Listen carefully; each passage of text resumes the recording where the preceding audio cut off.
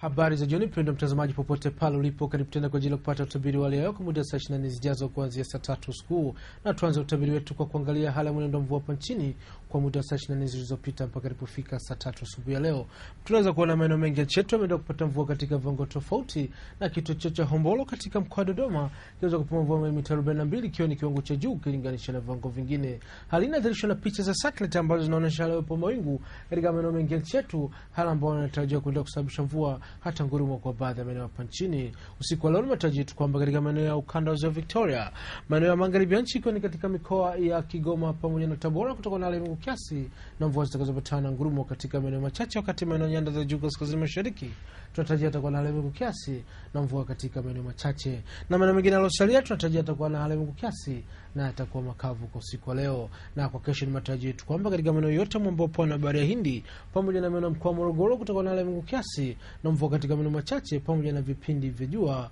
hali ambayo tunatarajia itakuwa pia katika maeneo nyanda za juu kusini magharibi, yale maeneo nyanda za juu kaskazini mashariki, maana kati ya nchi ni katika mikoa ya Singida na Dodoma, Tabora, Kigoma pamoja na maeneo yote ukanda wa Ziwa Victoria tunatarajia kutakuwa na hali ya kiasi na mvua zitakazopatana na ngurumo katika maeneo machache pamoja na vipindi vya jua. Katika mkoa wa Ruvuma tunatarajia hali ya kiasi na maeneo mengi katika mkoa wote ndio kwa makavu ikiwa na vipindi virefu vya jua. Kwa kesho tunatarajia katika Bahari ya Hindi upepo utavuma kutokea kusini kwa kasi ya kilomita 20 kwa saa na utavuma kwa kasi ya kilomita 20 pia ukitokea kusini mashariki katika pwani ya kaskazini. Kwa ujumla tunatarajia hali ya bahari itakuwa na mawimbi madogo, na katika Ziwa Victoria tunatarajia upepo utavuma kutokea kaskazini kwa kasi ya kilomita 10 kwa saa na hali ya Ziwa Victoria itakuwa na mawimbi madogo. Hapa nchini kwa kesho tunatarajia viwango vya juu vya joto kwa baadhi ya miji vitakuwa kama inavyoonekana kupitia ramani, na kiwango cha juu cha joto kitafikia nyuzi joto 33 katika mji wa Tanga, na mawio ya jua kesho yatakuwa mapema zaidi katika mji wa Mtwara saa 12:24 na kuchelewa kule Kigoma saa 1:04 nyakati za asubuhi.